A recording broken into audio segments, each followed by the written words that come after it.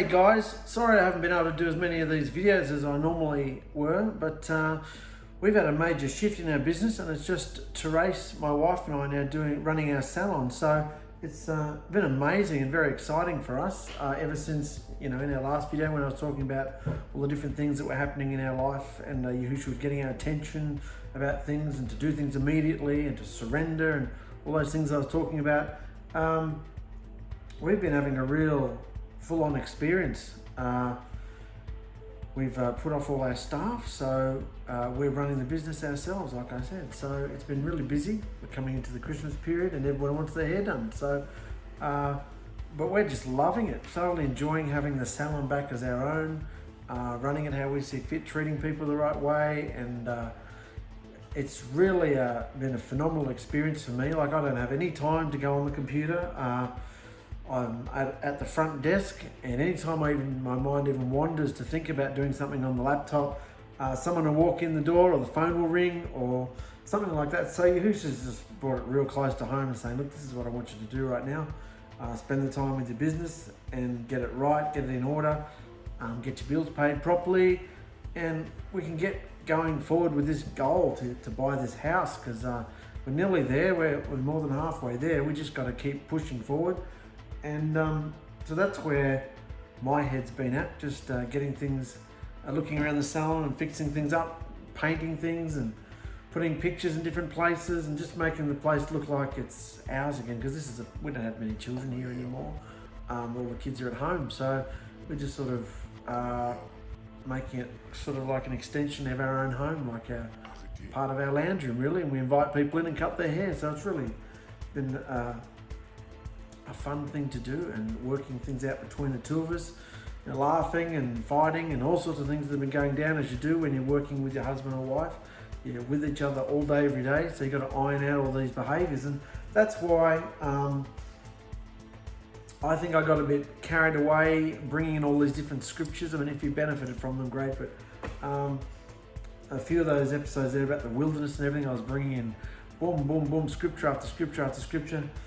And after a few weeks of going through this experience myself, Yahushua's just sort of saying, I don't think you need to bring in all these different scriptures. I mean, any wacko teacher can quote scriptures and do all this stuff that, they do.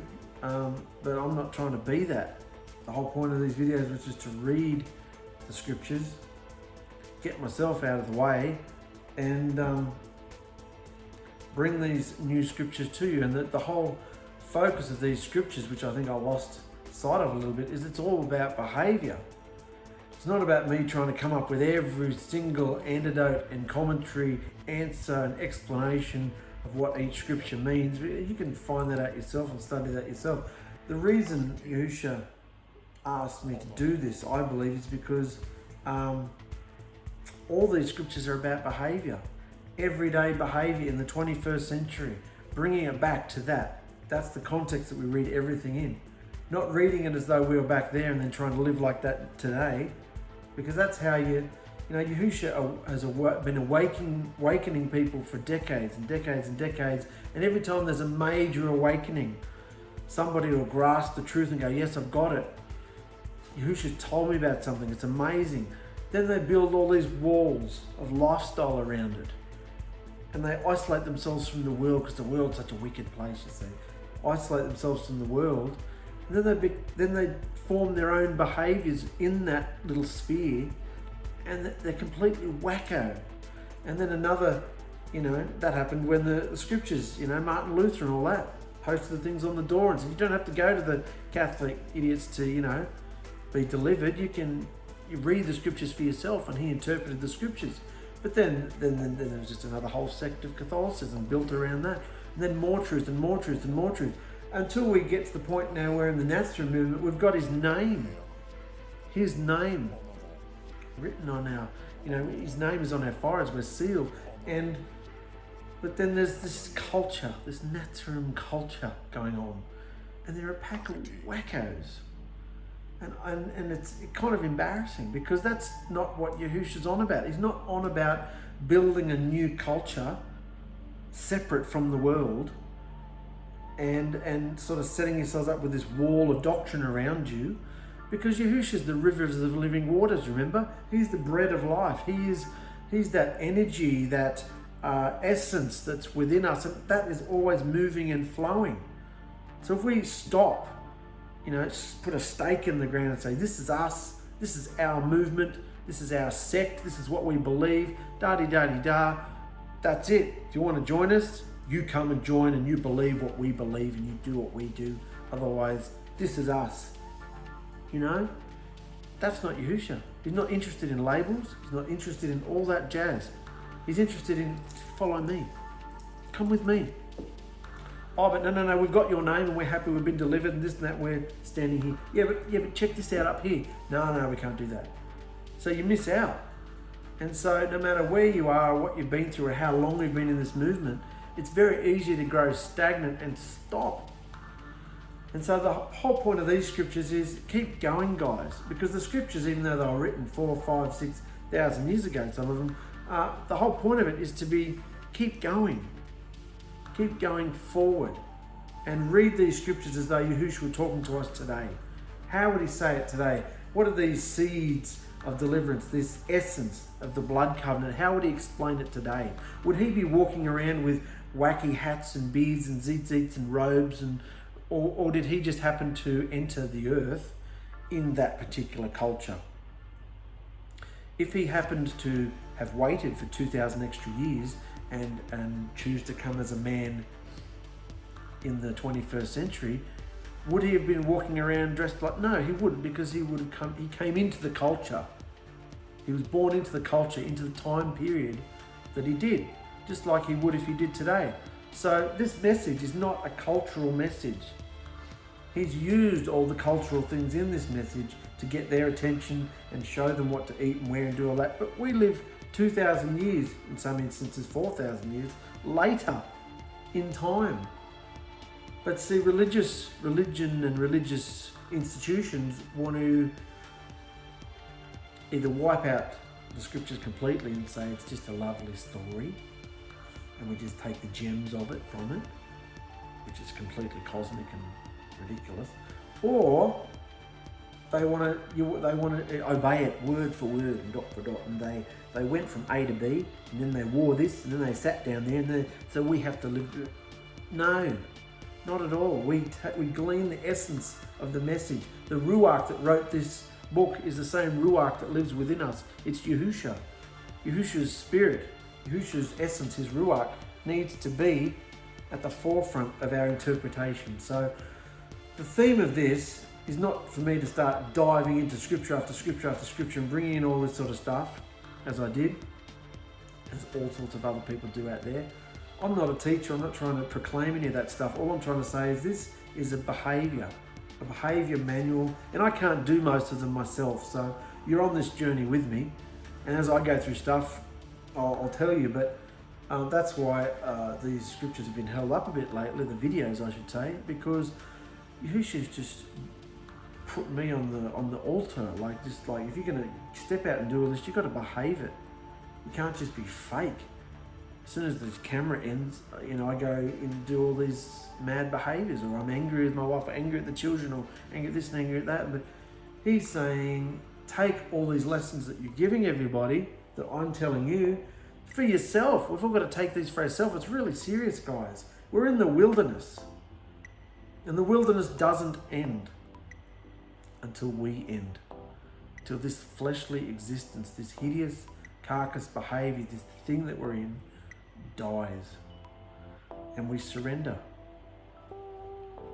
who we think we are, what rights we think we have on this earth. Yahushua bought our life with a price. So the reason I can declare half the things that I've been declaring on these videos is because I don't pretend to know it all, or much at all actually, and that's why when these scriptures come to me, I say, well, in the instance of the scripture about the rest, what is the rest? The rest could be A, B, C, D, or E. It's not just one thing, because scripture can be interpreted on many different levels. That's why when people message me or write under the videos, it doesn't mean what you said, it means this instead. I'm like, oh great, that's very interesting interpretation, but we're not living in the Great Tribulation yet. You can't say we're living in the Great... Why not? I've said it. we're waiting for Moshe and Eliyahu to come first. Well, that's an interpretation, one of many. 2 men may arrive on the earth, maybe 2 men won't arrive on the earth. Maybe we are the witnesses, the 2 houses. Maybe the 2 stone tablets are the 2 witnesses. Maybe. We don't have the definitive, concrete explanation. No one person does. So that's why it's best to interpret the scriptures on many different levels. And I believe we're living in the Great Tribulation because Yahushua could come back tomorrow. He doesn't have to abide by our rules or our interpretation of his word. He could come back next year at trumpets. I believe it'll be on the Feast of Trumpets, Yom Teruah. So it could be next year. And to state that one particular interpretation is better than another is just proving that you're up yourself, really, because I don't know. I'm just gleaning on what I've learnt over the last 20 years, and I believe it's true because the Ruach within me resonates as being true, doctrinally, I mean. As far as interpretations and things, there's always fresh messages, fresh word, because Yahushua's always flowing all the time. That's why it's best not to just stick your stake in the ground and say, this is what we believe and that's it.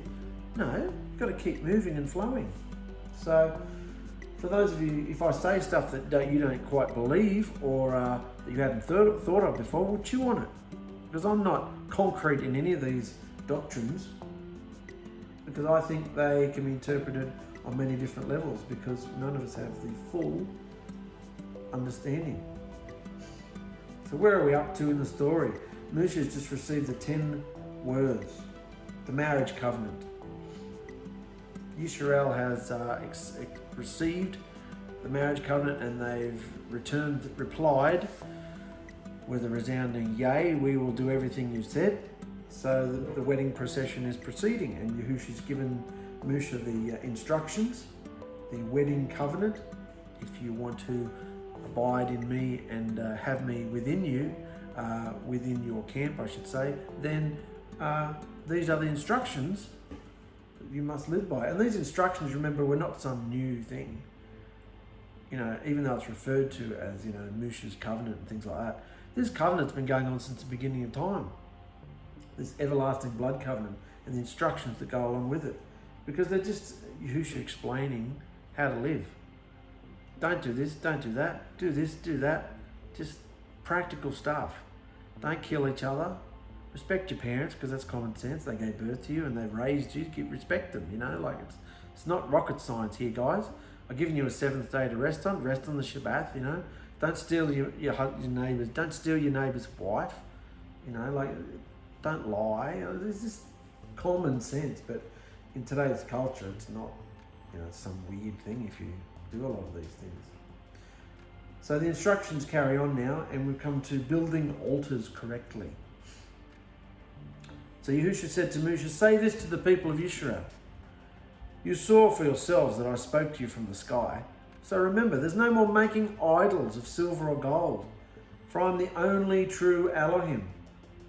So it's not a matter of bringing other idols in my face. Do not worship other idols in my face and all those scriptures. No,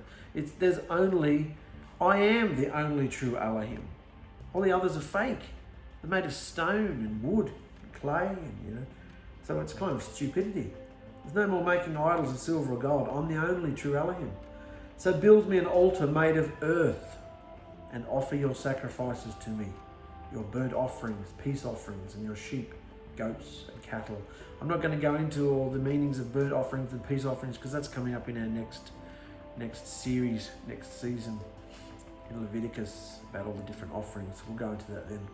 But so the whole idea of the altar is not foreign. Remember Abraham and Yitzhak and Jacob and even Noah, Adam, they built altars. Altar was a very important place to commune, to connect with your Creator in a very primitive way back then. So the altar is still standing now. He says, build me an altar made of earth.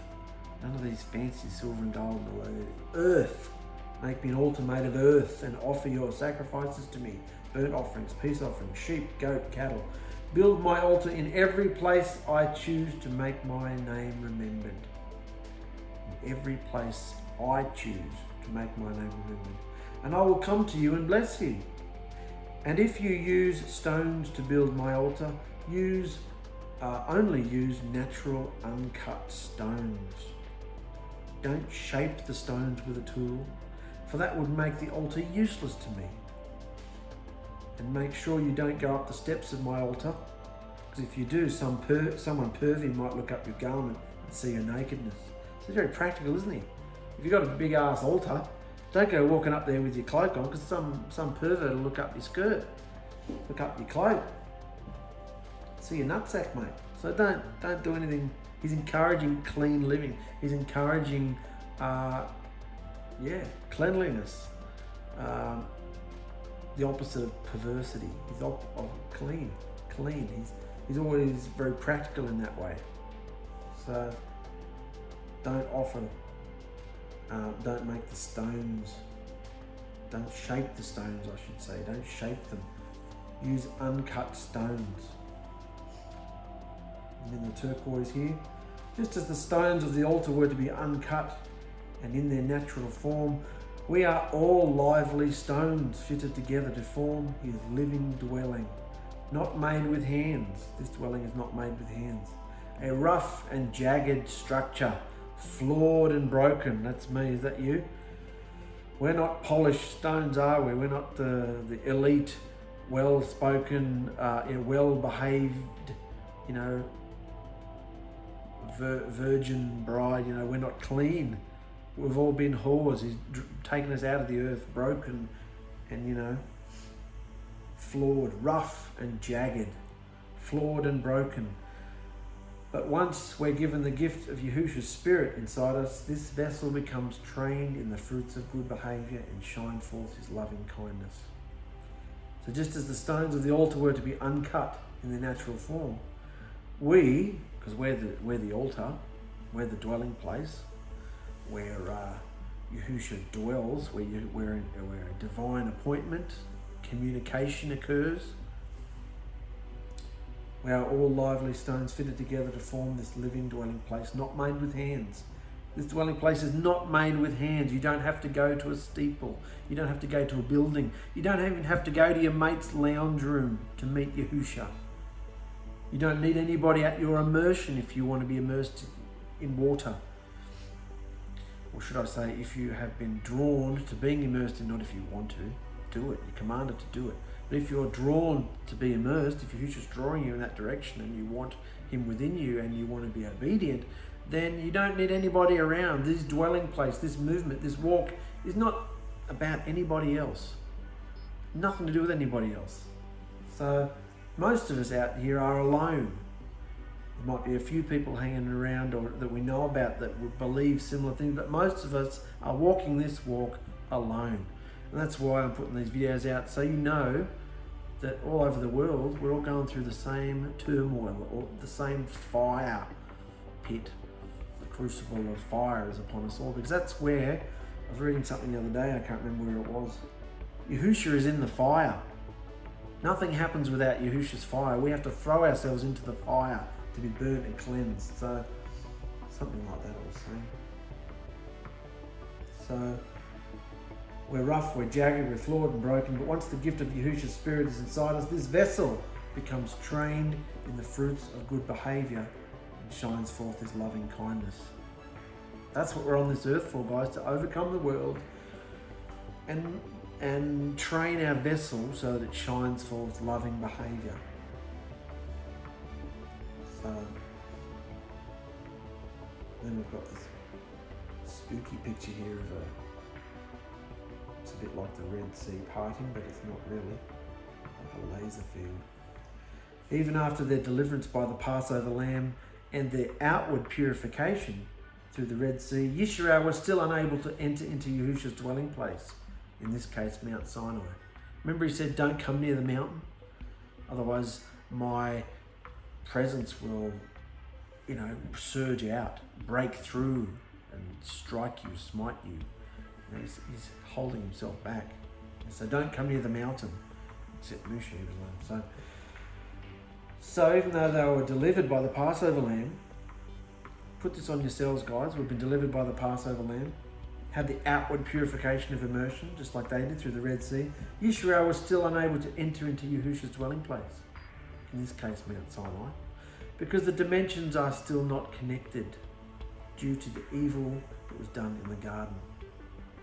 Mankind is still disconnected from their Creator until Yahushua arrived and would cleanse them inwardly and legally, allowing him to dwell in his bride again.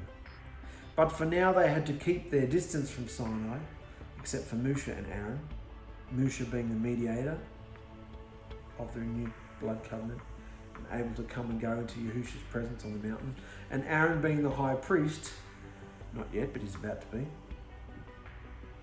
who could enter Yahushua's presence only when commanded. So Aaron became the high priest, he's about to become the high priest, and Moshe was the mediator who had the special relationship with Yahushua. He could come and go as he pleased, but Aaron had to be commanded. He could only go in the presence of Yahushua when commanded. Yahushua has now breathed life into both of these roles for us. What roles? The mediator of the covenant and the high priest. Moshe was the mediator, Aaron was the high priest. Yahushua has now breathed life into both of these roles for us, being both the mediator of the eternal blood covenant through his own blood and also our high priest according to ◕𝕬𝕗𝕬𝕝. But it's our behaviour that allows us to go and have his presence within us. Does that make sense? It's our behaviour, because it was about, and we're going to come into it more and more, very specific instructions on how to approach the Creator, how to invite, usher his presence into their camp. If he didn't go through the right channels and do the right protocol, he wouldn't be there. Well, the altar is now a vessel, our dwelling place. You know, our heart is where we commune, where we meet. Don't like that word commune. It sounds very Catholic, doesn't it? Dwell, have a conversation, mix with you, have him communicate with Yahushua. That's our heart, that's our altar. The dwelling place is our vessel. We are now the dwelling place of Yahushua. All of us together, fitted together like lively stones, all jagged and broken, remember? So just as they were delivered by the blood of the Lamb, they couldn't have his presence among them because of their behaviour. And also because Yahushua hadn't legally washed them clean yet with his eternal, perfect blood. So now we come to fair treatment of servants. This is all very practical, guys, so hang in there with me, because we're going to go through a lot of writing now, a lot of scripture. Very, very practical. Fair treatment of servants. Servants to us today would be employees, people we pay to do a service, people that are serving us in some way. Servants. How should we treat servants? And if we're all meant to be servants, how should we treat each other? Yahushua said to Moshe, give the children of Israel these instructions. If you buy a Hebrew servant, he can only serve you for 6 years. Then after that, set him free in the 7th year. And he will owe you nothing for his freedom. If he was single when he became your servant, he will leave single. But if he was married before he became a servant, then his wife must be freed with him. If his master gave him a wife while he was a servant, and they had sons or daughters, then only the man will be free in the 7th year, but his wife and children will still belong to his master. But the servant may declare, I love my master, my wife and my children, I don't want to go free. If he does this, his master must present him before me, before taking him to the door or doorpost and publicly piercing his ear with an awl. Then after that, the slave is free to serve his master for the rest of his life. So even after being set free and doing his time as a servant could become like a love slave. He could choose to still serve his master freely for the rest of his life, because not just because he might love his wife and his children in the house, but he might love his master too. Many cases in scripture where the servant was there for the whole life of the person, the master. So what does it tell us about we are slaves, aren't we? We've been bought with a price. We are slaves. Are you trying to do your time so you can escape? Trying to do this and this and this so I can finally be free? Or have you been put against the wall and had your ear pierced, you know, to show that you are a love slave? 𝗓𝗓 shows his consideration firstly for those who are lowly in society. Interesting. Explaining that someone with the lowest status, a foreign slave, could eventually become a fully fledged Hebrew through obedience to 𝗓𝗓's instructions, and anyone from the outside nations who joined Yisrael and became a citizen by his own choice was never to be considered a second-class citizen. Understand that? He's always looking out for the downtrodden, the underdog. He's always reaching out for the low status, for the lowly people, the base people. He says that. I take the base people of this earth, and I put my ruach within them, and I put my knowledge in them, and they confound the wise people. The wise people don't have any clue where this knowledge comes from, this understanding. I use the base things of this earth to confound the wise. So you can see he has a lot of concern for the slaves, and the slaves are welcome to join the blood covenant as well. Foreigners are welcome to join the blood covenant as well. They'll walk in the door and be obedient, go through the door and be obedient. Anyone is welcome to join the nation of Yisrael through the blood of 𝗓𝗓 and immersion. So let's go on. And when a man sells his daughter, when a man sells his daughter as a concubine, why would a man sell his daughter as a concubine? Because times were often tough and you needed the money. So when a man sells his daughter as a concubine, she will not be freed at the end of 6 years as the men are. If she does not satisfy her owner, he must allow her to be bought back again. But he is not allowed to sell her to foreigners, since he is the one who broke the contract with her. But if the concubine's owner arranges for her to marry his son, he may no longer treat her as a concubine, but as a daughter. And if a man who has married a servant wife, concubine, takes another wife for himself, he must not neglect the rights of the first wife, the concubine, to food, clothing, and sexual intimacy. If he fails in any of these three obligations, she, the concubine, may leave as a free woman without making any payment. So look down here in the turquoise. It says, 𝗓𝗓 is making it very clear to Yisrael. 𝗓𝗓 is making it very clear to Yisrael that women have rights too, and are to be treated respectfully and fairly, as they are incredibly special to him. Even if a man is forced through economic necessity to sell his daughter to another man, she is still to be treated with respect. So even though these instructions are very cultural, I mean, we don't, it's a big deal in the world today if you even talk about slavery. Black people are still furious about it because of what they endured throughout history. But so slavery is not an issue as such today. We don't buy and sell slaves, and if we do have employees, they have rights and pay and unions and all sorts of things to be treated respectfully and right. They have their rights, okay? So while this may be very cultural, what we're reading here, and not incredibly relevant to us, we're looking at the essence, because 𝗓𝗓 is actually teaching this nation how they should behave. So even without the 10 words, the main 10 words, he's going into greater detail how they should be behaving in this new commonwealth, because he's taken them out of slavery, out of Egyptian rule and Egyptian behaviour and Egyptian what they say is right and wrong, into now what I consider right and wrong. So what does he consider right and wrong? He's saying that slaves should be treated with respect. Foreigners are welcome to join the blood covenant if they'll be obedient. It's about behaviour, not looking down on people, not judging people, not segregating based on colour, whether you are natural born, what tribe you're from, what colour your skin is, whether they're from the goyim or not. And now we're coming to the concubines. If a man has several concubines, he's not to treat the new servant wife better than the first wife. The first wife, it says he should still be treated with respect. She should food, clothing, sexual intimacy. If he fails in any of these obligations, she, concubine, may leave as a free woman without making any payment. So he's saying it's all about behaviour, see?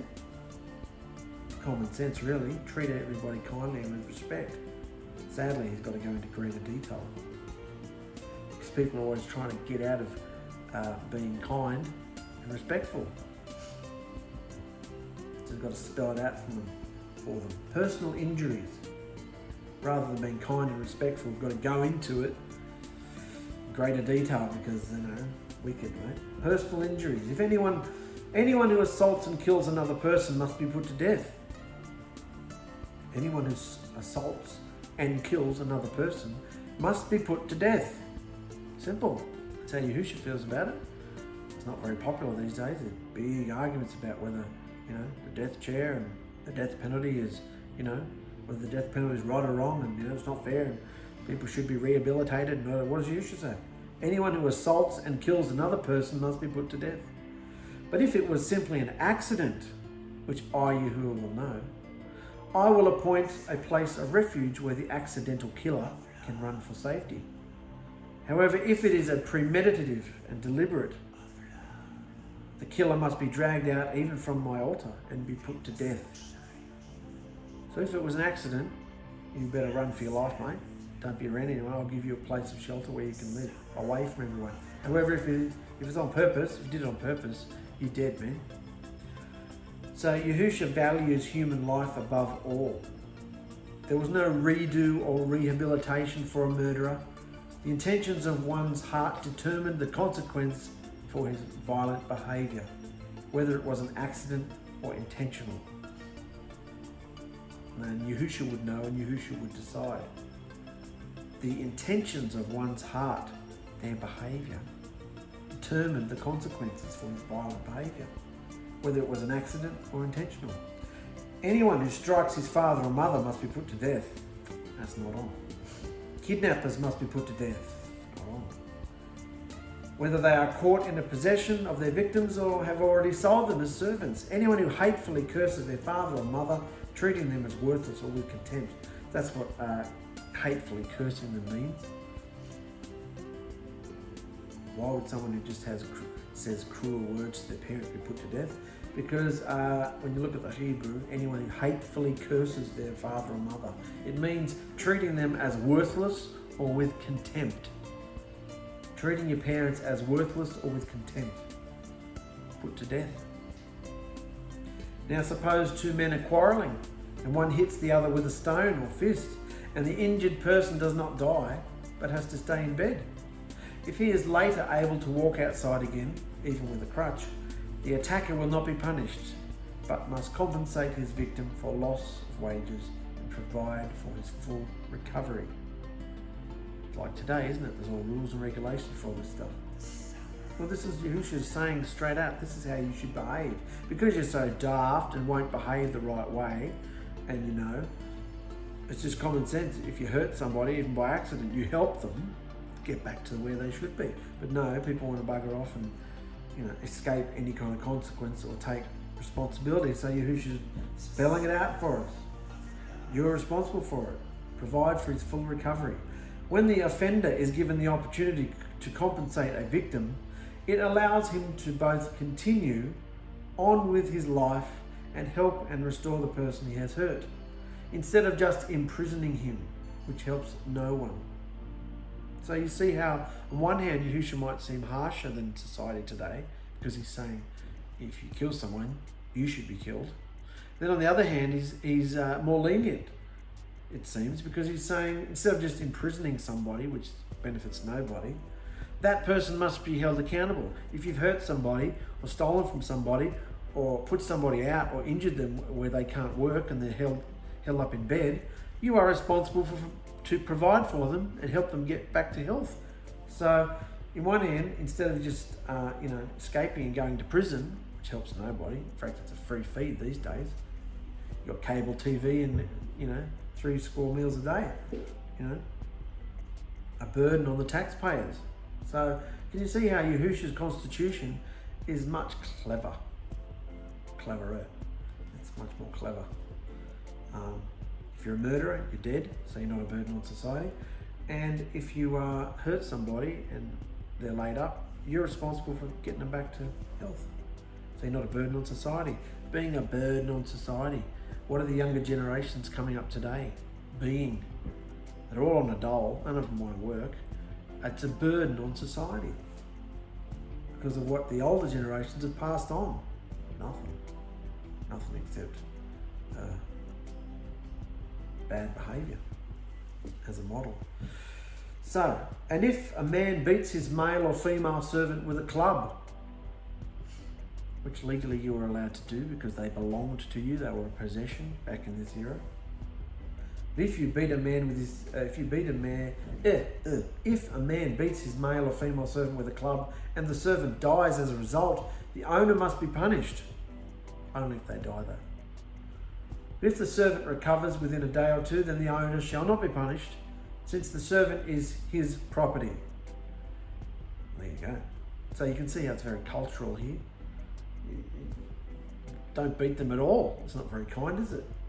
But we're living in a very savage time back here, so you've got to read this culturally, guys. Glean the essence from it. But if the servant recovers within a day or two, the other servant needs to be better. Now, suppose two men are fighting, and in the process they accidentally strike a pregnant woman, so she gives birth prematurely. If no further injury results, the man who struck the woman must pay the amount of compensation the woman's husband demands, and the judges approve. But if there is further injury, the punishment must match the injury. A life for a life, an eye for an eye, tooth for tooth, hand for hand, foot for foot, burn for burn, wound for wound, bruise for bruise. So, if a man hits his male or female, we're still back on the other one. So, you got to look at it the way it says it here. If you do it, you do the crime, you got to make it right. Hand for hand, tooth for tooth, eye for eye. If a man hits his male or female servant in the eye and his eye is blinded, he must let the slave go free to compensate for the eye. And if a man knocks out the tooth of his female or male servant, he must let the slave go free to compensate for the tooth. So it's going right into detail, isn't he? Now we come to the animals. If an ox devours a man or woman to death, the ox must be stoned and its flesh may be eaten. In such a case, however, the owner will not be held liable. But suppose the ox had a reputation for devouring and the owner had been informed but failed to keep it under control. It's like we hear about today with the rabid dogs. Dogs claw little kids, you know. The owner's get in trouble if it's got a reputation for doing it. Maybe it's only been a first offender. If the ox then kills someone, it must be stoned and the owner must also be put to death. Even if your ox hurts somebody and it's got a reputation for hurting people, but you did nothing about it, you're dead. However, the dead person's relatives may accept payment to compensate for the loss of life. The owner of the ox may redeem his life by paying whatever is demanded. The same regulation applies if the ox devours a boy or a girl. But if the ox devours a servant, either male or female, the animal's owner must pay the slave's owner 30 pieces of silver, and the ox must be stoned. And in the turquoise, again, the intentions of the owner. Again, the intentions of the owner and also the beast's past behaviour comes into play, and whether gross negligence has been committed. All behaviour must be held accountable with consequences. That's what this is all about, guys. All behaviour must be held accountable with consequences. Even if no one's watching and no one knows about what you're doing behind the scenes, behind closed doors, all behaviour has a consequence, and Yahushua shall deliver it with fire. Fire. You get away with nothing with Yahushua. Do you really want to? It goes on. Suppose someone digs or uncovers a pit and fails to cover it. Fails to cover a pit and someone falls in. And then an ox or donkey falls into it. The owner of the pit must pay full compensation to the owner of the animal. But then he gets to keep the dead animal. And if someone's ox injures a neighbour's ox and injures the ox dies, then the two owners must sell the live ox and divide the price equally between them. They must also divide the dead animal. But if the ox had a reputation for devouring, yet its owner failed to keep it under control, he must pay full compensation. A live ox for a dead one, but he may keep the dead ox. So there. Now we come to protection of property. If someone steals an ox or sheep and then kills or sells it, the thief must pay back 5 oxen for each ox stolen, and 4 sheep for each sheep stolen. If a thief is caught in the act of breaking into a house and is struck and killed in the process, the person who killed the thief is not guilty of murder. But if it happens in daylight, the one who killed the thief is guilty of murder. Because, turquoise, the situation can be properly seen and assessed in the daytime. However, the darkness causes confusion at night. So if someone breaks into your house during the day and you kill them, you're guilty and you've got to die. If they break into your house at night, well, there's confusion, there's darkness. So you're not guilty then. So a thief who is caught must pay in full for everything he stole. That's it. That should be the consequence in society, isn't it? You steal, you pay it back in spades instead of just chuffing him off to prison. If he cannot pay, he must be sold as a servant to pay for his theft. There you go. He must be sold to pay for his theft. Put to work. Pay it back. If someone steals an ox or a donkey or a sheep and it is found in the thief's possession, then the thief must pay double the value of the stolen animal. If an animal is grazing in a field or a vineyard and the owner lets it stray to someone else's field to graze, then the animal's owner must pay full compensation from the best of his own grain or grapes. If you are burning thorn bushes and the fire gets out of control and spreads into another person's field, destroying the sheaves or the uncut grain or the whole crop, the one who started the fire must pay for the lost crops. Common sense, isn't it? But it's got to be said. So it's all about consequences and paying for what you've done, yeah? Make it right. A thief may reconsider his actions if he knows that he has to spend the better part of his life paying everyone back what he stole from them, eh? So if a thief knew that he had to pay everything back, plus more, or work for it if he was broke, then you might reconsider being a thief, wouldn't you? But today, you're only guilty if you get caught. A lot of people don't get caught if it's petty theft, so I take it. But if a thief, it says here in the turquoise, a thief may reconsider his actions if he knows that he has to spend the better part of his life paying everyone back what he stole from them, eh? Suppose someone leaves money or goods with a neighbour for safekeeping and they are stolen from the neighbour's house. If the thief is caught, the compensation is double the value of what was stolen. If the thief is not caught, the neighbour must appear before me and I'll determine if he stole the property. Suppose there is a dispute between two people who both claim to own a particular ox, donkey, sheep, article of clothing, or any lost property. Both parties must come before me and the person who I say is guilty must pay double compensation to the other. See, who should knows, you see? That's why you have Musha, who is the mediator. Who should say all this thing through.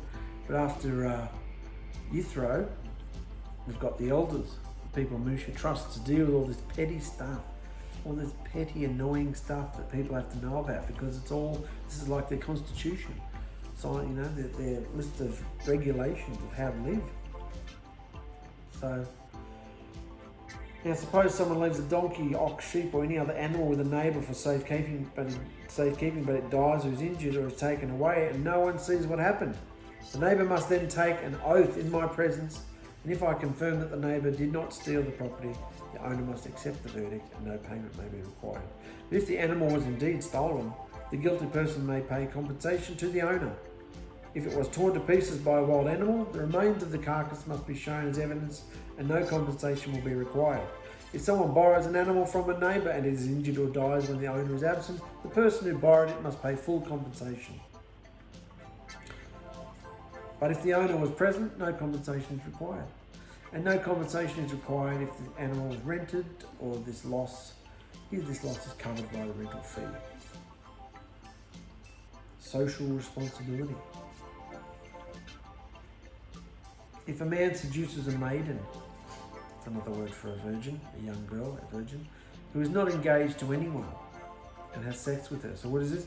If a man seduces a maiden who is not engaged to anyone, so she's not betrothed to anybody, her parents have not arranged it, she's not engaged to anyone. If a man seduces her and has sex with her, he must pay the customary bride price and marry her. So, if he wants her and wants to have her and sleep with her, have sex with her, he must marry her. Because remember, sex is marriage. Intercourse is consummation. Consummation is marriage. It's the definition of marriage. You can't separate the two. Marriage is sexual intercourse, and sexual intercourse makes you married. Look at the 21st century through the eyes of this truth. Does anybody, after going out for a one-night stand, go and marry the girl? Most of the time, no. But in Yahushua's eyes, they're married. How many husbands and wives do people walk around with these days? How much of themselves have they given away through sexual intercourse? But if her father refuses to let him marry her, the man must still pay him an amount equal to the bride price of the maiden. So even if he decides to do the right thing and pay the bride price and marry her, and if father says no, he must still pay a price. Then smack bang at the end of that, it says, you must not allow a sorceress, the practice of witchcraft, to live. What's that got to do with talking about virgins and having sex and the bride price?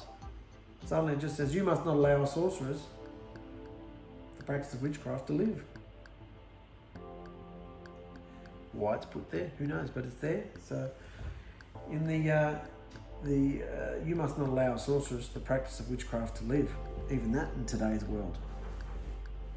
Today's world is full on, rampant with witchcraft and sorcery, not just on TV, but people are, we watched a thing last night about the ●𝗡𝗡, the big concert for the bush that they were doing down in Melbourne, because there's drought in Australia. The farmers have been in a drought for nearly 10 years. A lot of them are committing suicide, and there were interviews with a lot of them, and they're crying out to their dead ancestors to please send them rain.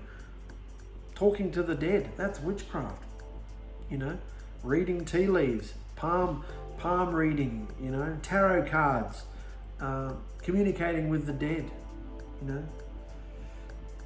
Sorcery is invoking the names of pagan deities, unclean spirits and demons, to do your bidding. Think of Harry Potter and all of his spells, and look at our culture today. Our culture today is so fascinated and obsessed with the mystical magic and power. So are all the young people, obsessed with mystical magic and power. Yahushua declares that he alone is the one and only true living Elohim. So what kind of insult is magic to him? I'm not saying you can't watch Lord of the Rings and Harry Potter and all that stuff. It's just useless to me. It's just silliness, Wonderful special effects, and the stories are pretty cool. You don't have to be afraid of them. Oh, my kids aren't allowed to watch Harry Potter. Why? It's silly. You sit there and laugh. It's not true. Magic wands, and people are so offended. Christianity is so offended by Harry Potter, and yet look what they do with their wicked dick trees and all this stuff they do. It's insane. So think of Harry Potter and all his spells, and look at our culture today, which is so fascinated and obsessed with mystical magic and power. Yahushua declares that he alone is the one and only true living Elohim. So what kind of insult is magic to him? In those days, sorcery was quite common, and people were very attracted to the perceived power that a sorcerer could wield. They're attracted to someone who could wield sorcery power. Israel was one of the only nations famous for not practicing divination or magic because of these instructions they were given. Israel was one of the only nations famous for not practicing divination or magic, because when they were in their prime and obedient, they didn't need it. They were victorious through the power of their Elohim, Yahushua. They didn't need all these stupid cosmic bells and smells and, sorcery. Anyone who has sexual relations with Anyone who has sexual relations with an animal must certainly be put to death. Well, you think this is common sense. What are you out there sticking that in an animal? Anyone who has sexual relations with an animal must certainly be put to death. There is a trial, and the stoning is carried out by all the men of the city.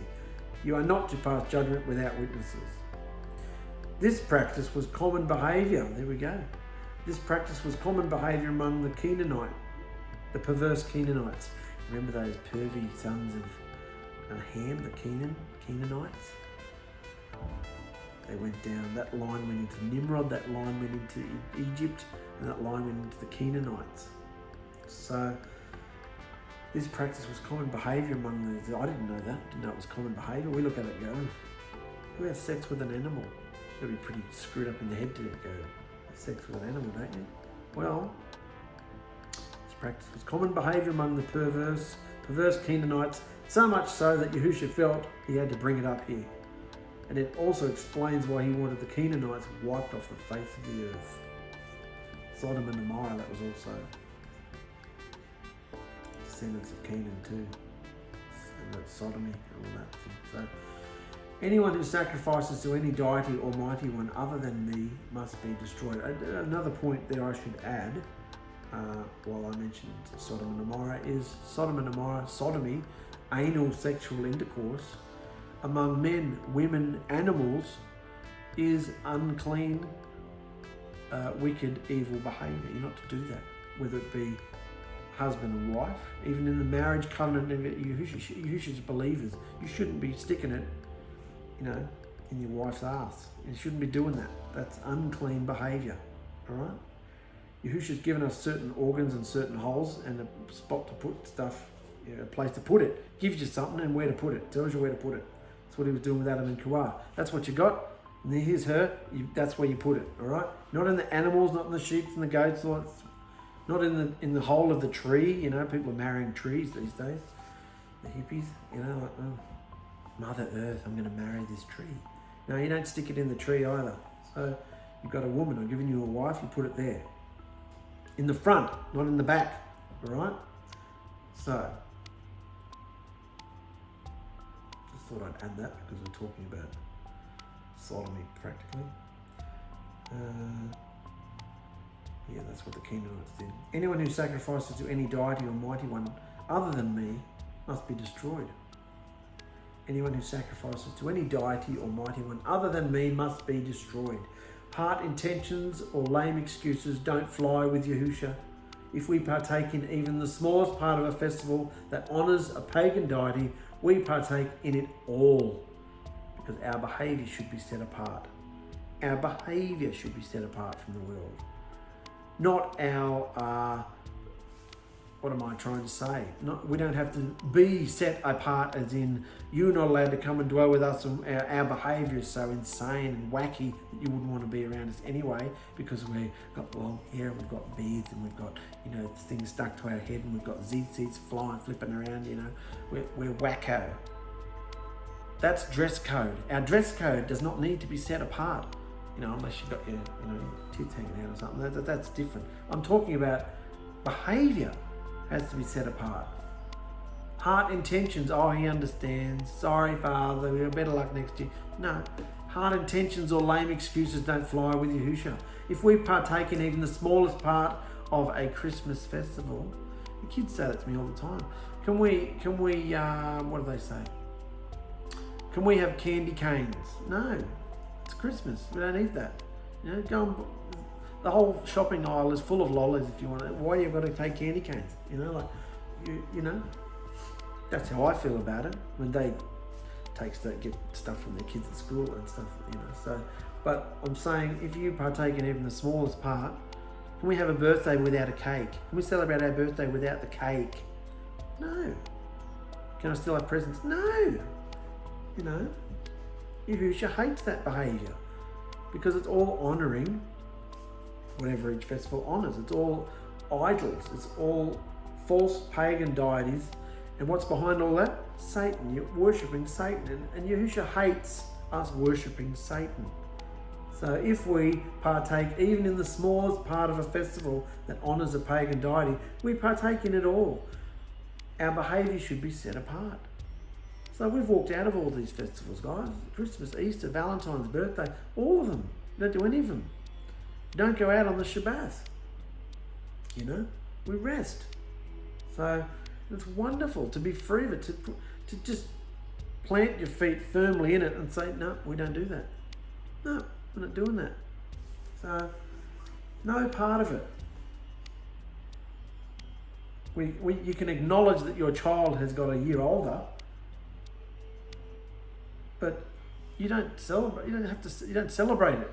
You know, there's no birthday parties. You're just another year older. Where in Scripture are we told to celebrate that we're another year older? Witches are told to celebrate that, because witches have to give thanks to the deities and the whatever they were, the druids and the witches. They'll have to give thanks and give thanks to light the cake to the Queen of Heaven and blow out candles and make a wish to the genie and be so thankful to the deities that they've lived another year.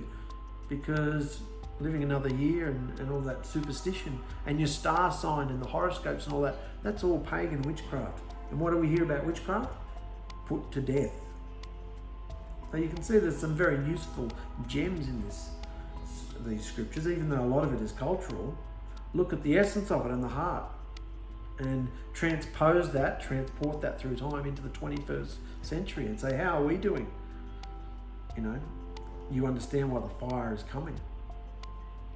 You only have to look and see what's going on in the world with the whole, you know, LGBT, A, B, C, D, E, F, G movements, and, you know, what's going on in schools and the gender fluidity, and children are being taught now that they can be whatever they want to be.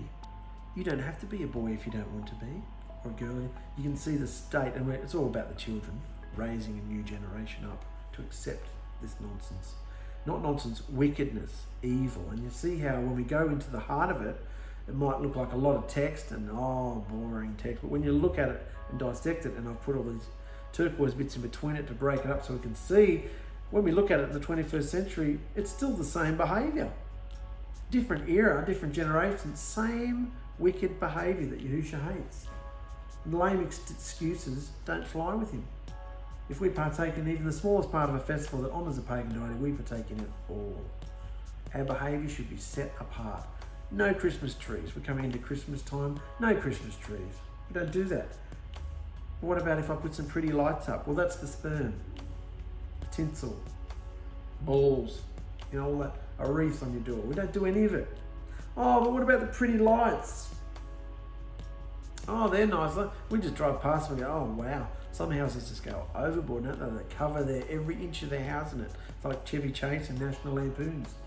You know, like, we look at it and go, oh my goodness.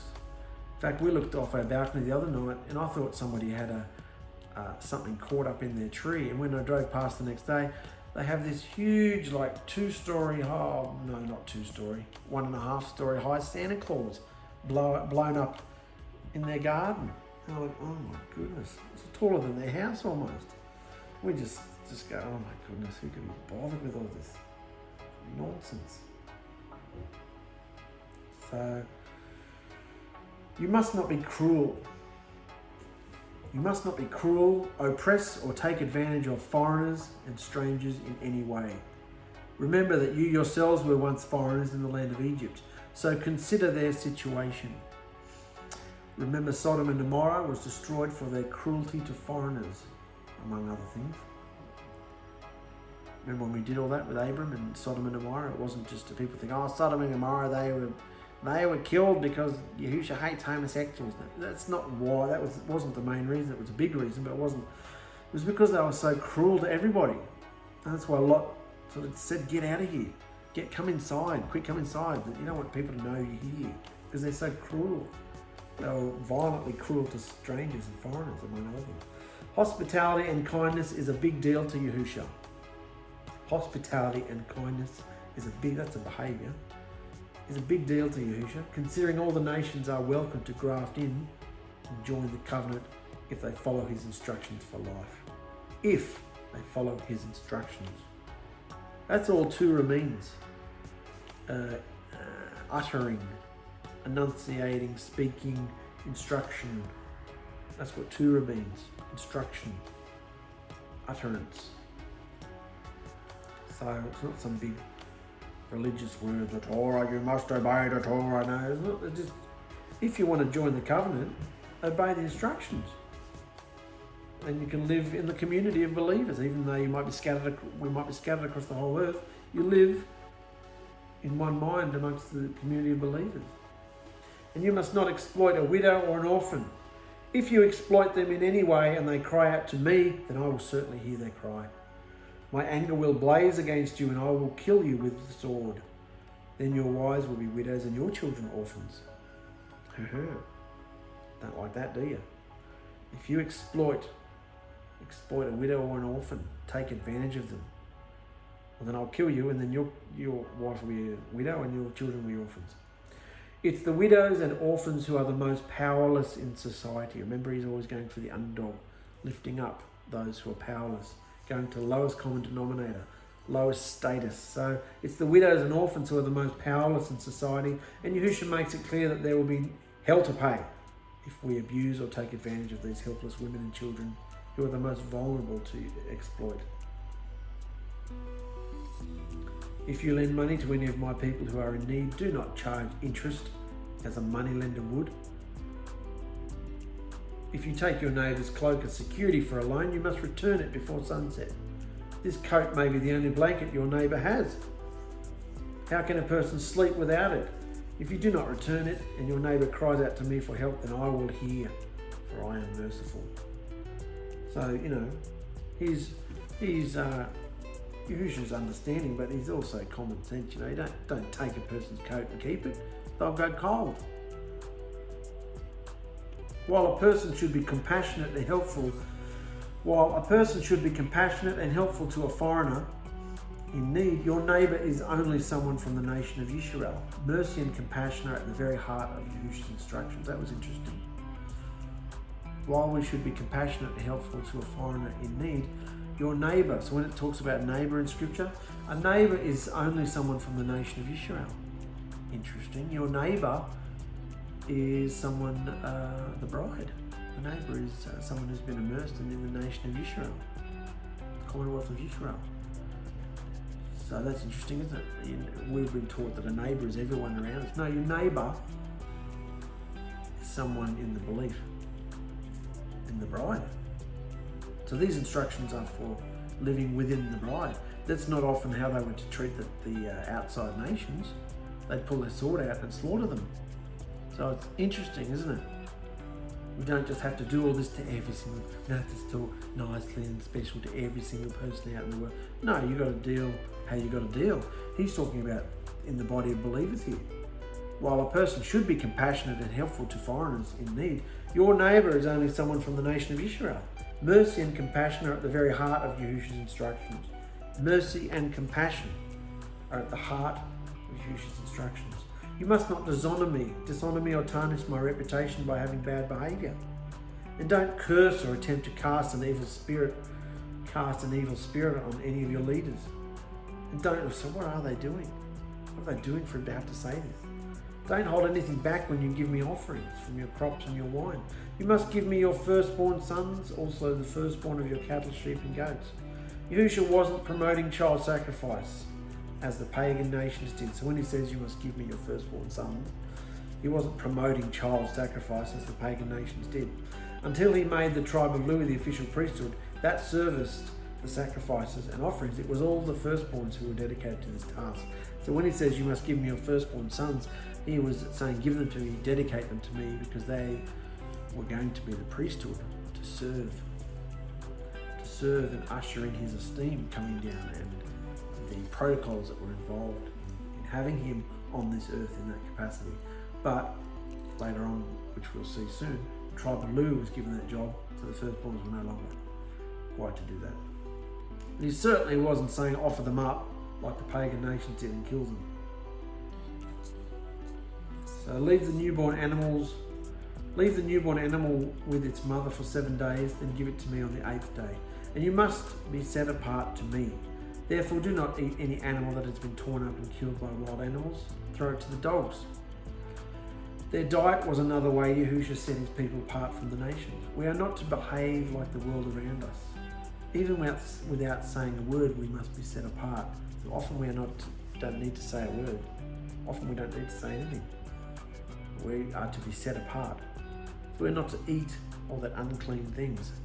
We are to eat acceptable food, not things that are not considered food. And there are plenty of things you can Google if you want to see what's clean and unclean, and you can look in scripture itself. The definition of clean and unclean food is kosher, which just means acceptable. We are to eat kosher, we're not to eat pork, pig, we're not to eat pigs, we're not to eat seafood, all those sort of things. So, a call for justice. Don't be involved in cruel gossip or slandering of another, and don't cooperate with those who speak and behave in this way. Even in our everyday words and behaviour, we can hurt and do harm to others. See how this is relevant for today? It's the same behaviour, good or bad, good or evil. Don't be involved in cruel gossip or slandering of another. And don't cooperate with those who speak and behave this way. Don't follow the crowd to do the wrong thing. When you are called to speak about a dispute, do not be swayed by the crowd to twist the truth of what is right. And don't treat a person's strife lightly just because that person is poor. If you come across your enemy's ox or donkey that has run away, take it back to its owner right away. If you see that the donkey of someone who hates you has collapsed under its load, do not walk by. Instead, stop and help. Notice it says if you see that the donkey of someone who hates you. So if you are doing kind things to someone who hates you, that's what he's saying to do, isn't it? Stop and help. Don't deny justice to the poor, and be sure that you never charge anyone falsely with evil. Never sentence an innocent or blameless person to death. For I don't let anyone off the hook, declaring a guilty person to be innocent. And don't take bribes, for a bribe makes you ignorant. Makes you ignore the truth, I should say. For a bribe makes you ignore the truth that's right in front of you and forces an obedient person to live a lie. So you're being bribed, you're swaying your opinion for money. So you're changing your words. Bribe makes you ignore the truth that's in front of you and forces an obedient person to live a lie. You mustn't oppress or be harsh with foreigners either, for you know only too well what it's like to be a foreigner. For you yourselves were once strangers in the land of Egypt and treated horribly. So remember how you were treated, guys. Did you like it? Well, don't treat those amongst you who are foreigners like that either. Plant and harvest your crops for 6 years, but let the land rest and lie uncultivated during the 7th year. Farmers don't do that these days, do they? And what are they crying in Australia anyway? What are they crying out for? Rain. Doing everything they can, crying out for rain, crying out to long lost dead ancestors, please send us the rain. They're committing suicide because they got no rain. Who sends the rain? Who sends the former and latter rains? They don't let the land rest for a year on the 7th year. There should be a 7th year Shabbat rest for the land. Then let the poor among you harvest whatever grows on its own. Leave the rest for wild animals to eat. The same applies to your vineyards and olive trees. Let it all rest for a whole year, to let the nutrients come back into the earth. You have 6 days each week for your ordinary work, but on the 7th day you must stop working. This gives your ox and your donkey a chance to rest. It also allows your servants and the foreigners living among you to be refreshed. Pay close attention to all of my instructions. Do not call on the names of any other deities or mighty ones. In fact, don't even speak their names. That's the challenge put before us, brothers and sisters, because all the days of the week and all the months of the year have been named after pagan deities. Do we choose to ignore it? No. We try to keep them off our lips. Sometimes it comes out, particularly in business. But we try our hardest. Don't let the names of pagan deities come off our lips. Yahushua hates it. Aside from it coming off our lips, he mainly hates us behaving as they want us to, because it's about a behaviour, not a few words that slip out, not a few names of deities that slip out. Well, that's not as offensive as behaving as they do, going along to their orgy festivals and behaving as they do in the world. So we might leave it there, guys, because our next heading says the feasts, and I might do an episode on the feasts because I think that's very relevant, because we're called to observe the 7 high Shabbats each year, and how we behave on those high Shabbats has been of great heated discussion in the last couple of months. ever since the Behaviour Evolution has been putting out videos about all of the shadows and how people are worshipping the shadows and how Satan has crept into our feasts unbeknown. So I'm going to leave it there, guys. I've got to go and pick my son up from kinder, and love you guys. Remember, all of this is about a behaviour, and no behaviour goes without consequence. All behaviour has a consequence. So if you are living in a consequence right now, then keep pushing forward and be thankful for the consequence, and keep moving forward and purge yourself. Fall on the altar, go into the fire and be burnt up, instead of kicking at the prods and fighting the process of deliverance. Remember Yahushua's process of deliverance? Don't fight it. Keep going, brothers and sisters. And I'll see you back, and we'll do an episode about the feasts next time. Love you. Bye-bye.